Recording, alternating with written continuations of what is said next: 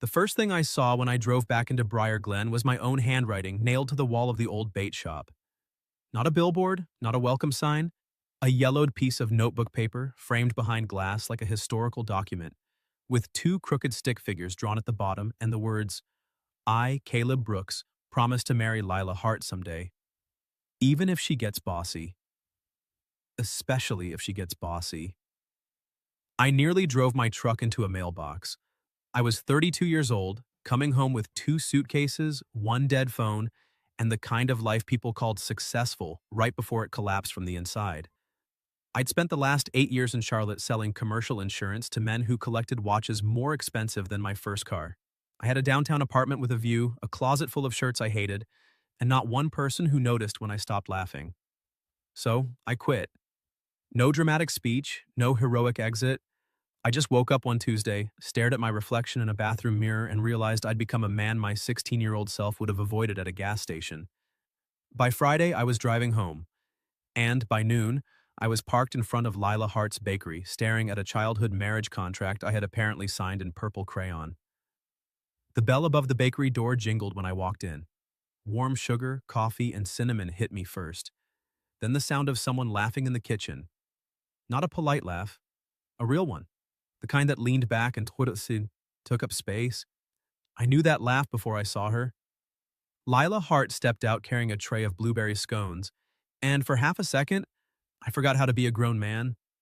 She had flour on one cheek, her dark hair tied up with a red bandana, and eyes that still looked like they knew every dumb thing I'd ever done and were saving them for later. She was 32 too, though somehow time had made her sharper and softer at the same time.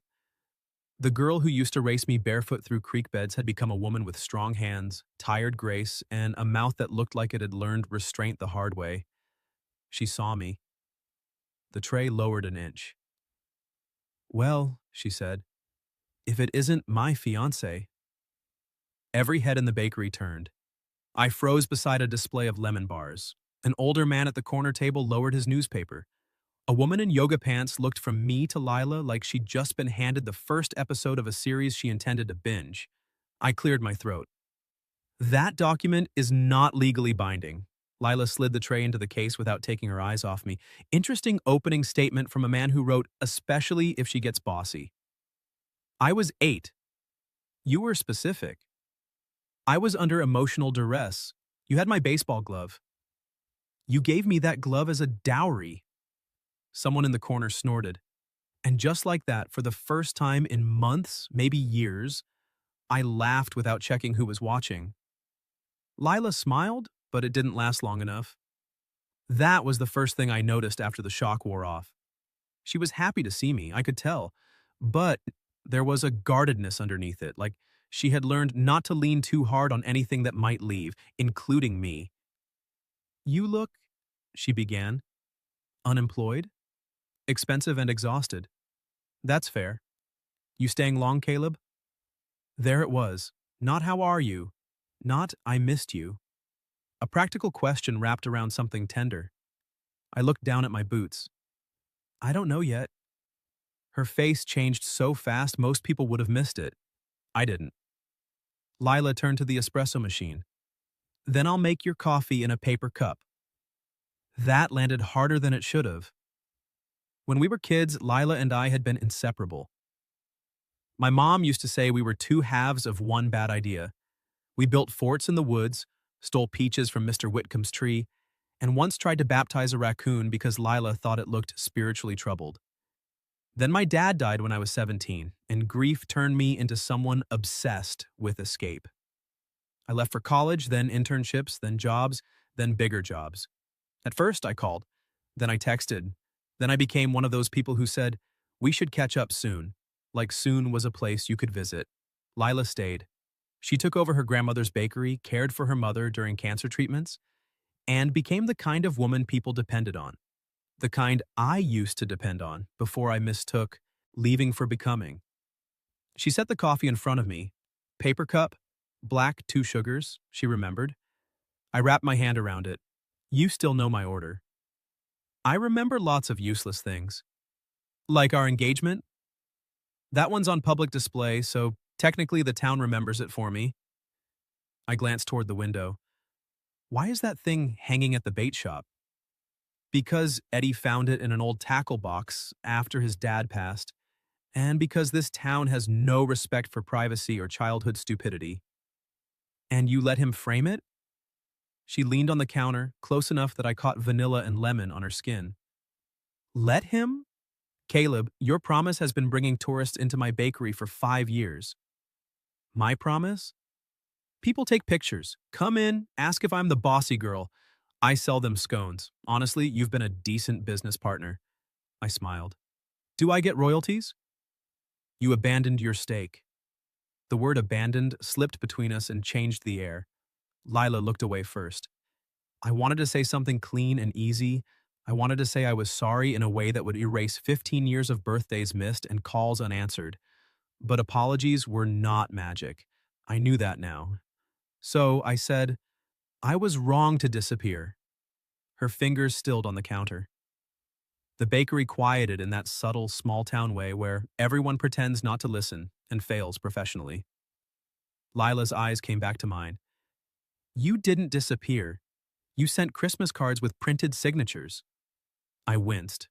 That's worse. It was impressive, actually. Nothing says deep personal connection like embossed snowflakes. I deserve that. You deserve more, but I'm working. A line formed behind me, giving us both an excuse. I stepped aside and watched her move through customers with easy warmth. She knew everyone's name, their orders, their troubles. She teased a retired teacher about flirting with the pharmacist. She slipped an extra muffin into a paper bag for a teenage boy and told him not to tell his mother. She belonged here in a way I never had, or maybe in a way I'd been too scared to. And watching her, I felt something old wake up. Not nostalgia, that was too small. It was the pull I used to feel when she grabbed my wrist and said, "Come on, Caleb," like the world was waiting and I was taking too long. When the rush eased, I was still there. Lila lifted an eyebrow. You planning to haunt the pastry case all day? I was thinking about buying a scone. Big spender. And asking you to dinner. The words came out before I could polish them into something safer. Her hand paused over the register. The room noticed again. Of course it did. A fork actually stopped halfway to someone's mouth. Lila's expression didn't soften. If anything, it sharpened. Dinner, she repeated. Yes. With me. That's usually how asking works.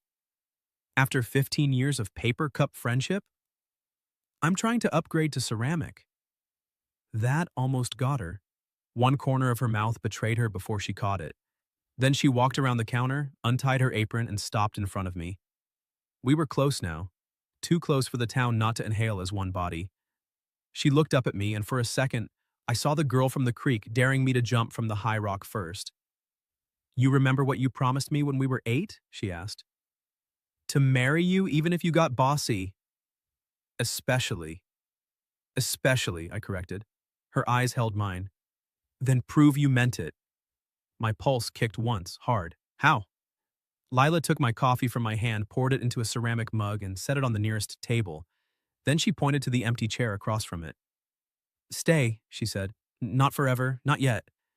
Just through one cup of coffee. No phone. No escape plan. No pretending you came back by accident. She leaned closer, her voice low enough that only I could hear.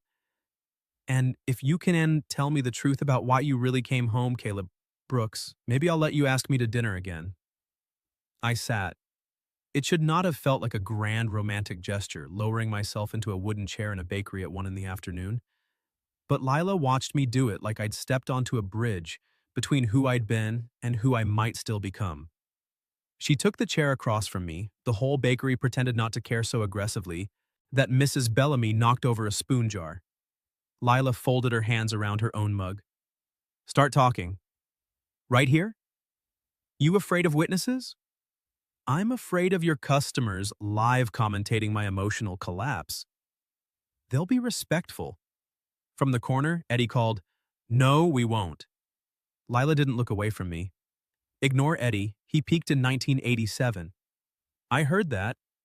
You were meant to, I laughed, and some of the tightness in my chest loosened. Then Lila waited. That was always her most dangerous skill. She could outwait anyone, teachers, parents, weather, me, especially me. I stared into my coffee. I came home because I hated my life. Her expression changed. Not softened exactly, focused. I had everything I thought I was supposed to want, I said. Good job, good apartment, nice suits, people calling me dependable because I answered emails at midnight. And every morning I woke up feeling like I'd been cast in a role I didn't audition for. Lila's thumb moved slowly along the side of her mug. I kept telling myself it was normal, I continued being. That being tired all the time was just adulthood. That not missing anyone meant I was independent. That not being missed meant I was free. Her eyes flicked down. I swallowed. Then one night, I got home from work and realized I hadn't said one honest thing all day. Not one. I'd smiled, negotiated, agreed, lied by omission, laughed at jokes I hated. And when I opened my contacts to call someone, I looked at her. I stopped on your name. Lila went very still. I didn't call, I admitted, because I knew if I heard your voice, I wouldn't be able to pretend I was fine. The bakery sounds blurred around us, espresso hissing, chairs scraping, someone murmuring about pie. But the space between Lila and me felt private now. Somehow, like we were 8 again under the willow tree, sharing secrets with grass stains on our knees. You should have called, she said. I know. No, Caleb, you should have called when your dad died and you stopped sleeping. You should have called when college was hard. You should have called when your mother sold the house. You should have called when you started becoming someone you didn't like. Each sentence landed. Not cruelly, accurately. I know, I said again, because it was the only true thing big enough. Lila breathed out and looked toward the window. Sunlight caught the flower on her cheek, a pale streak near her mouth. I wanted to brush it away with my thumb. The desire came so suddenly I curled my hand around my mug. You don't get to come back and make me your moral compass, she said quietly. I'm not asking you to. Good. I'm asking for a chance to know you now. Her gaze returned to mine. There. That was the thing, the real thing, the part that scared me more than failure. I know I missed years, I said. I know I don't get to act like I can pick up where we left off. But I walked in here and saw you, and it wasn't just memory, it wasn't just guilt. I wanted to sit down. I wanted you to look at me like I could still be worth your time. Lila's lips parted slightly. Then Eddie whispered loudly, Lord, that was decent. She turned her head. Eddie? He raised both hands, respectfully observing. Lila stood so fast her chair scraped. Come on, I blinked. Did I fail? You passed round 1. There are rounds? You think proving a lifelong marriage promise is a single interview process? She grabbed 2 wrapped sandwiches from the display case and tossed one at me. I caught it against my chest. Where are we going? I asked. On your upgraded dinner? It's 1:15. Then it's lunch, genius. She flipped the bakery sign to back in 20 and called to a girl in the kitchen, Mara, you're in charge. Don't let Eddie start rumors. Mara stuck her head out. Too late. Lila ignored that and pushed through the door. I followed her into the warm afternoon feeling absurdly like I'd been chosen. We walked 3 blocks to Willow Creek, where the bank dipped behind the library and the whole town seemed to fall quiet. Lila sat on the old stone wall, unwrapped her sandwich, and patted the spot beside her. Not across. Beside. I sat close enough that our shoulders almost touched, close enough to smell sugar in her hair and feel the heat of her arm through my sleeve. For a while, we ate without speaking. Then, Lila nudged my knee with hers. You're staring at the creek. The creek is to your left. I'm appreciating the whole view. She shook her head, but her cheeks warmed. Careful, Brooks. Flattery from a man in expensive shoes can't be trusted. I quit the job. The shoes are unemployed too. Tragic. Do they need a support group? They're hoping a baker takes pity on them. That depends. Can they knead dough? I can learn. She studied me, teasing fading into something more dangerous. Hope, maybe. Or the fear of it. You mean that? She asked. I looked at her hands, strong and capable, a small burn near her wrist, flour caught beneath one fingernail, hands that had built a life while mine had signed contracts. I mean, I don't want to run this time. The breeze lifted a loose strand of hair across her cheek. This time, I didn't stop myself. Slowly, giving her every chance to move away, I was reached out and brushed it back. My fingers grazed her temple.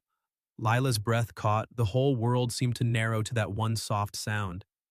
Her eyes lifted to mine, and suddenly we weren't joking. We weren't kids. We weren't the promise on the bait shop wall. We were a man and a woman sitting too close by the creek, remembering everything and discovering something new. Caleb, she whispered. Yeah? If you hurt me again, I'll make it educational. A laugh broke out of me, low and helpless. That is the most romantic threat I've ever received.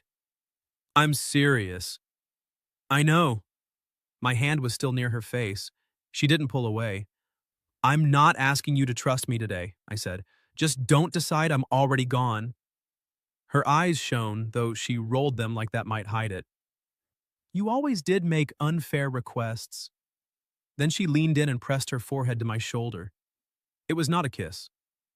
Somehow, it felt more intimate. I sat frozen for one heartbeat, then another. Then I wrapped my arm carefully around her back. She fit there. Not like memory, like home. For 20 quiet seconds, Lila Hart let me hold her beside Willow Creek. Then she pulled back, wiped one eye with the heel of her hand and pointed at me. This does not mean you get dinner automatically. No? No, round 2 begins tonight.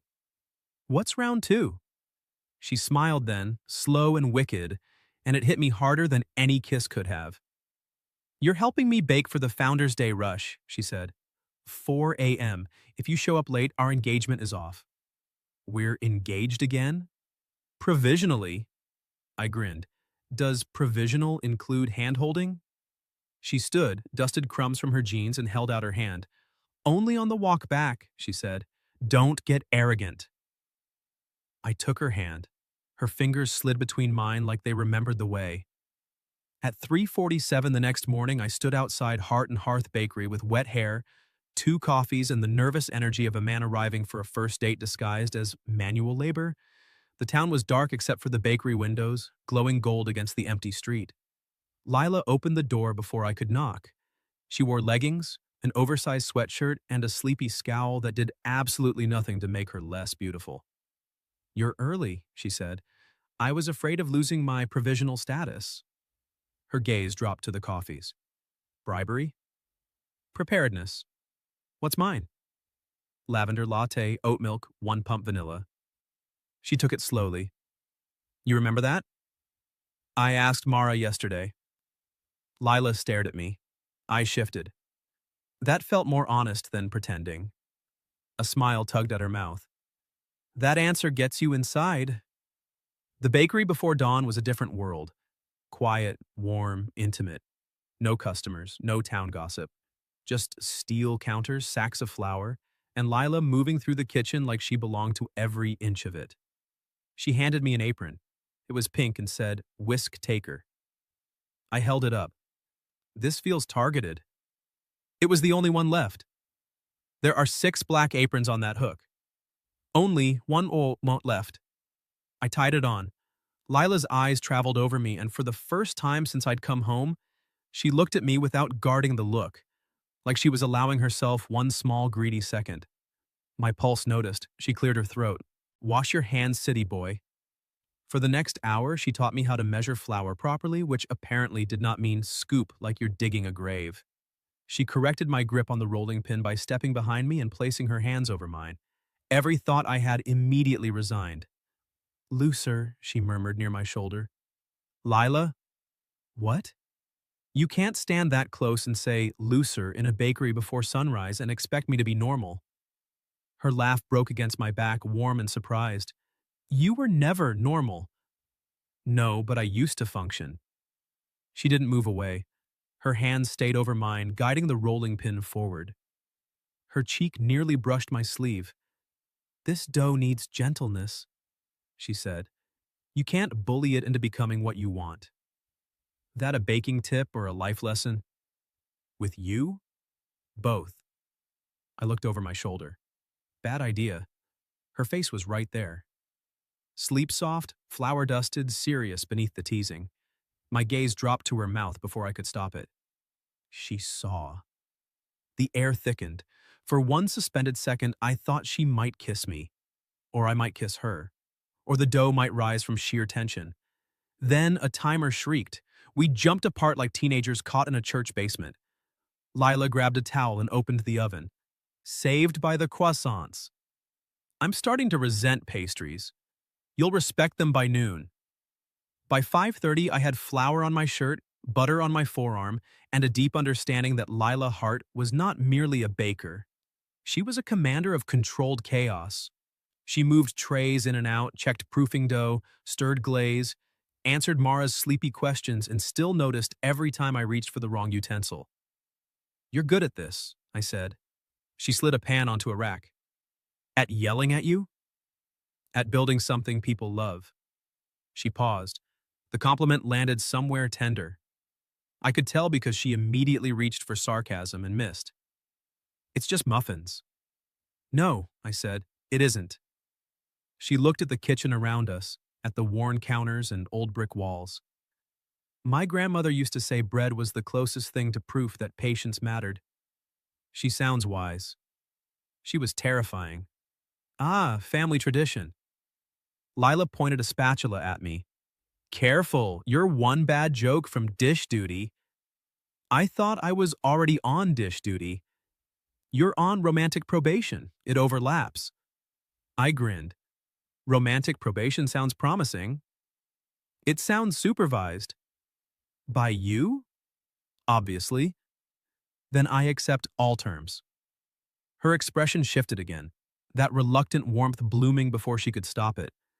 At 6, while the first pink light touched the windows, we sat on overturned flour buckets and split a cinnamon roll too ugly for the display case. Lila tore off a piece and held it out to me. I leaned forward and took it from her fingers. Her eyes darkened. Neither of us spoke while I chewed, which was ridiculous because it was cinnamon and sugar, not a vow.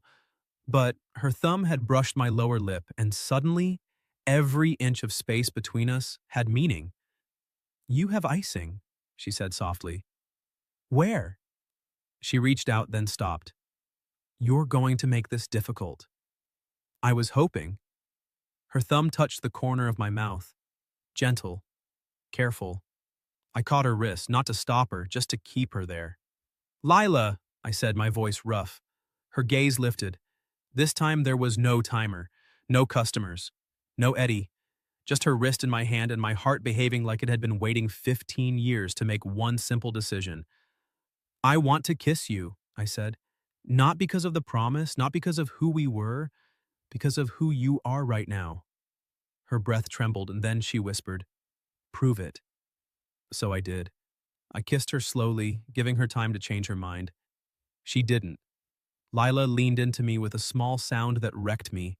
Her hand slid to my jaw, flour cool against my skin, and she kissed me like she was angry at how much she'd missed me, like she was relieved, like she was still deciding whether I deserved it and hated that her mouth had voted yes.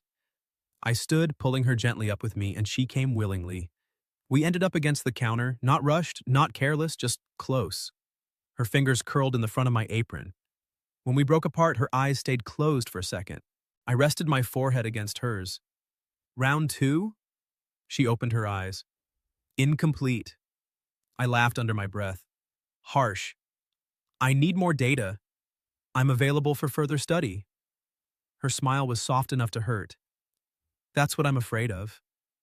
Before I could answer, my phone buzzed on the counter. I ignored it. It buzzed again. Lila glanced down. The screen lit with a name from my old office. Grant Voss. You can get that, she said, too lightly. No. Caleb? I picked up the phone, turned it off, and set it face down. Her eyes searched mine. What if it's important? It probably is. I took her hand. But not more important than this. She looked at our joined fingers as if she didn't trust them not to vanish. Then she squeezed once. Good answer, she said. By 7, the front door opened and Founder's Day swallowed us whole. But every time Lila passed behind me, her hand skimmed my back. Every time I looked up, I caught her smiling before she pretended not to. And when Mara arrived fully awake, took one look at us and said, "Oh, finally!" Lila threw a dish towel at her. At 9, Lila slid a box of pastries into my hands. Delivery? Town hall, don't drop them. Yes, ma'am. She leaned closer, voice low. And Caleb?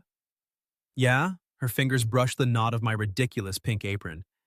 If you come back after the delivery instead of disappearing, I'll consider dinner. I bent and kissed her cheek, right at the edge of her smile. I'm coming back, I said. This time, I meant it before she asked me to prove it. Town hall was 6 blocks away. It took me 40 minutes. Not because I got lost. Because Briar Glen had apparently formed a committee dedicated to stopping me every 12 feet and asking whether Lila had accepted my proposal yet. By the time I delivered the pastries, smiled through 3 versions of We Always Knew, and escaped Mayor Finch's attempt to recruit me for the dunk tank, my phone had revived itself in my pocket. 12 missed calls, all from Grant Voss. I stood on the town hall steps with an empty pastry box in my hand and the kind of dread that belonged to my old life. The one with glass conference rooms and quarterly projections and men who said family like it was a weakness. I called back. Grant answered on the first ring. Brooks, finally. Good morning to you too. Where the hell are you? Briar Glen. A pause. That's not funny. It wasn't a joke. You walked out during renewal season. Do you understand the hole you left?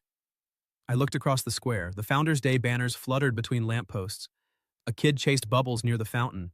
The bakery windows glowed on the corner, and through them, I could just make out Lila moving behind the counter, my chest eased. Grant, I resigned. You had a bad week. We all have bad weeks. Come back Monday. We'll talk title bump, retention bonus, whatever you need. A month ago, those words would have hooked into me. Title, bonus, need. Now they sounded like someone offering me a more comfortable cage. I'm not coming back Monday. Don't be stupid. This little hometown crisis won't last. I gripped the box tighter. It isn't a crisis, I said. It's my life. Grant laughed once, sharp. Your life is here. I looked at Lila again. She leaned over the counter, laughing at something Mara said. Flour in her hair, sunlight on her face. No, I said quietly. It never was. I ended the call before he could answer. Then I stood there, breathing like I just set down something heavy.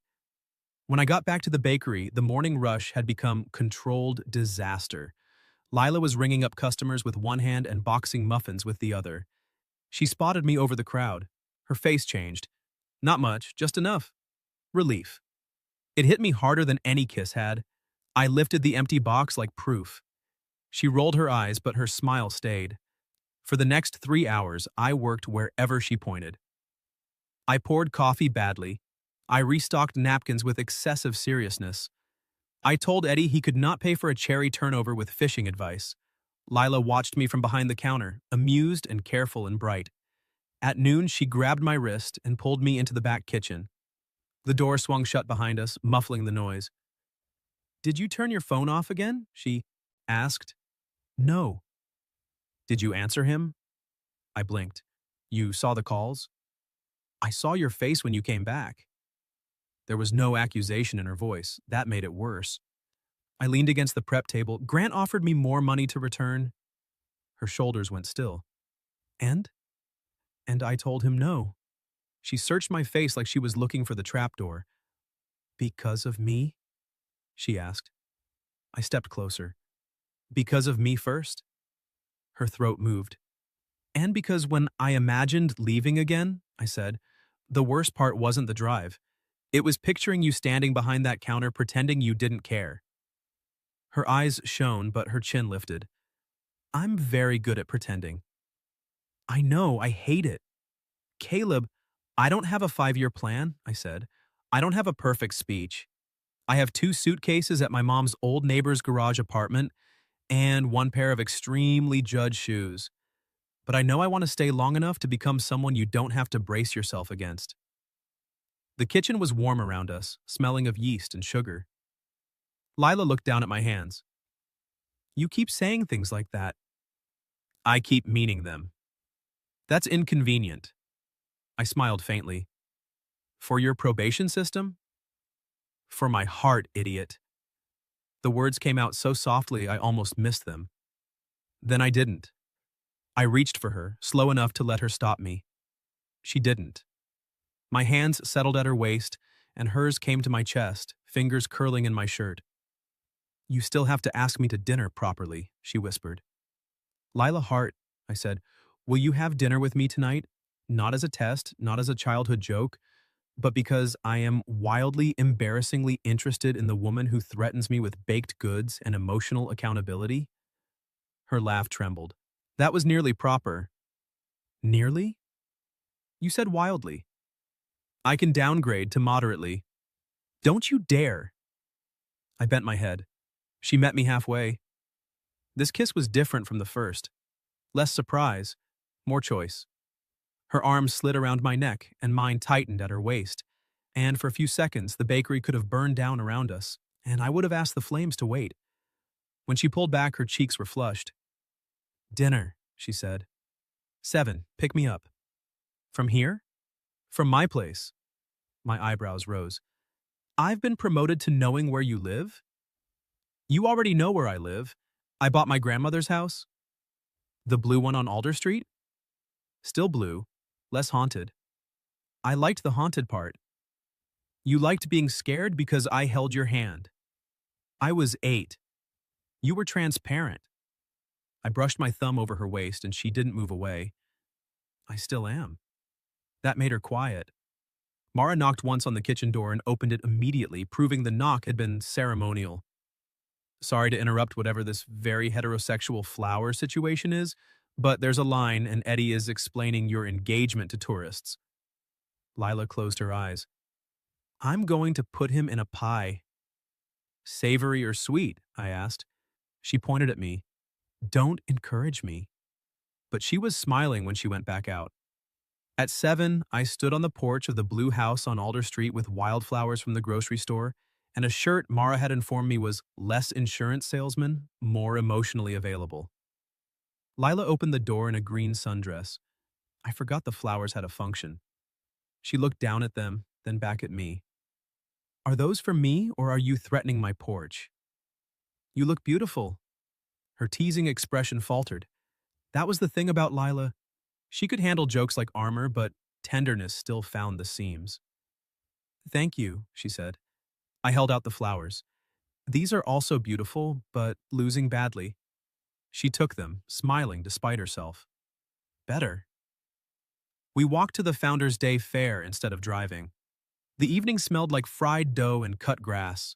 Lights strung across Main Street turned the whole town soft and golden. We shared kettle corn, argued over ring toss strategy, and slow danced near the gazebo to a local band murdering old love songs with great enthusiasm. Lila fit against me like she had at the creek, but this time she didn't pretend it was accidental. Her cheek rested near my collarbone.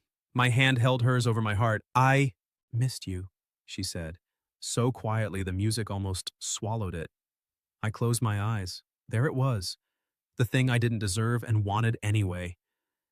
I missed you too, I said. I just didn't let myself know it. That sounds exactly like something a man would say after wasting 15 years. I'm trying to become less stupid. You have a long road. Will you walk some of it with me? She lifted her head.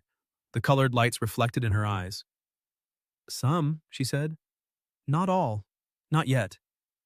Some is my favorite distance. Her smile turned soft. Then she kissed me in the middle of Main Street, in front of the gazebo, in front of Eddie and Mayor Finch and half the town, and I kissed her back like public embarrassment was a small price to pay for being chosen by Lila Hart. When we broke apart, someone cheered. Lila hid her face against my chest. I hate this town. No, you don't. No, she muttered, but I'm considering it. I held her closer, laughing into her hair.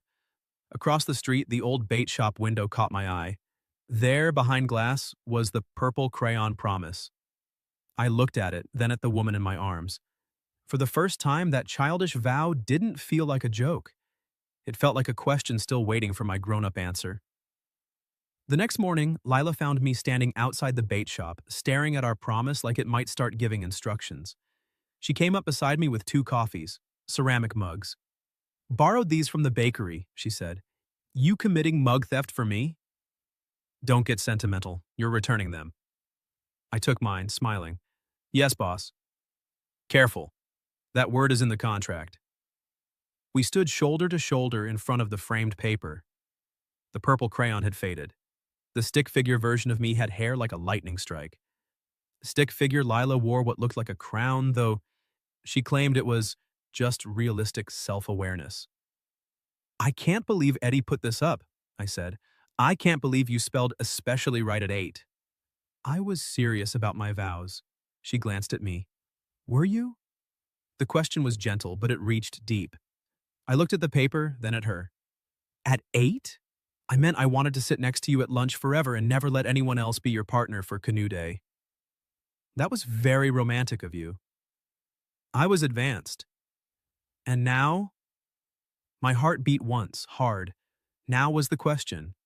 Not someday, not childhood, not a cute town legend that sold blueberry scones.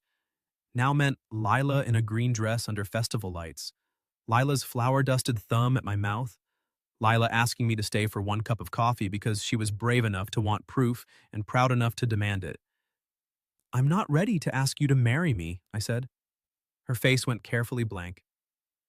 I set my mug on the bait shop windowsill and turned toward her. "Not because I don't want to, because you deserve better than a man using a childhood promise as a shortcut." Her eyes searched mine. "I want to date you," I said. "Properly, badly, with embarrassing effort. I want to earn Sunday mornings and grocery lists and the right to know when you're tired before you say it. I want to learn the woman I missed becoming." Lila swallowed. "And if someday I ask you again," I said, "I want it to be because we built something real enough to stand on, not because an 8-year-old with a crayon had excellent taste." Her mouth trembled before the smile came. "You do understand," she said. "That was almost a proposal against proposing." "I'm complicated." "You're wordy." "You like it." "I tolerate it when paired with emotional growth." I stepped closer. "Is that a yes? To dating? To embarrassing effort?" She lifted her coffee like she was considering terms. "There will be probation. Naturally. Seasonal reviews? Expected. And if you ever send me a Christmas card with a printed signature again, I will feed it to you. Romantic probation accepted."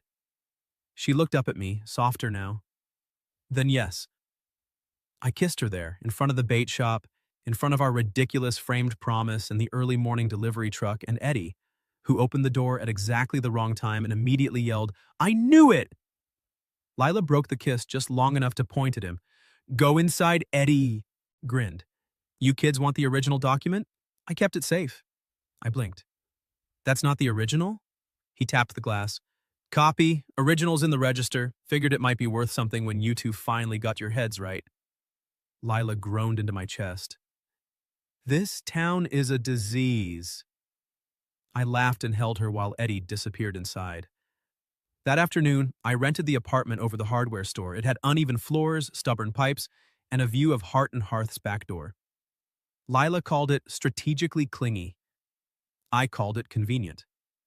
I found part-time work helping Mr. Alvarez restore old houses, which turned out to be satisfying in a way spreadsheets had never been. At night, I helped Lila close the bakery. Some evenings, we ate takeout on flour buckets. Some nights, we argued about music while washing pans. Sometimes, she kissed me against the walk-in cooler and told me I was still on probation, which made me highly motivated to improve. We didn't become perfect. I panicked the first time Grant called again and offered me a regional director position. Lila found me on the bakery steps with my phone in my hand and old fear in my throat. She didn't beg me to stay. She just sat beside me and said, "Choose your life, Caleb. Don't make me choose it for you." So I did. I deleted the voicemail. Then I took her hand and asked if she wanted to go look at paint colors for the apartment, because apparently I now had opinions about walls. She cried a little. Then she called my preferred shade of gray corporate oatmeal. By the following spring, the town had stopped asking whether we were engaged and started asking whether we were ever going to do something about that paper. Lila pretended annoyance, but I caught her looking at the bait shop window sometimes, her expression unreadable. On the anniversary of the day I came home, I closed the bakery early with Mara's help and led Lila to Willow Creek. There was a blanket on the grass, 2 sandwiches from her display case, and the original purple crayon promise, newly framed. Lila stared at it, then at me. Caleb? I know, I said quickly. No shortcut. Her eyes filled. I took her hands. This isn't me asking because of what I promised when I was 8. This is me asking because for the last year, I have woken up every day and chosen to stay. Chosen you. Chosen this life. And somehow, every ordinary thing with you feels like the part I was missing. She was crying now, but smiling too. I love you, Lila Hart, I said. I loved you badly as a kid, missed you stupidly as a man, and I want to love you properly for the rest of my life. Will you marry me? She wiped her cheek. That depends. My heart stopped. On? Does the new contract still include especially if she gets bossy? I laughed, breathless. It's my favorite clause. Then yes. I barely got the ring out before she kissed me. A year after that, Lila walked down the aisle in the garden behind the bakery under strings of white lights and pear blossoms. Eddie cried louder than my mother.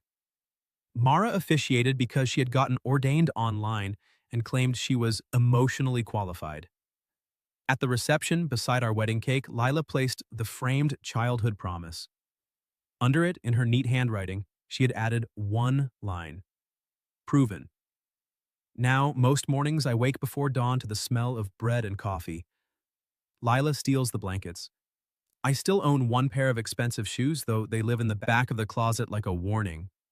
Our daughter, Junie, is 3 now, bossy in a way that makes Lila unbearably proud.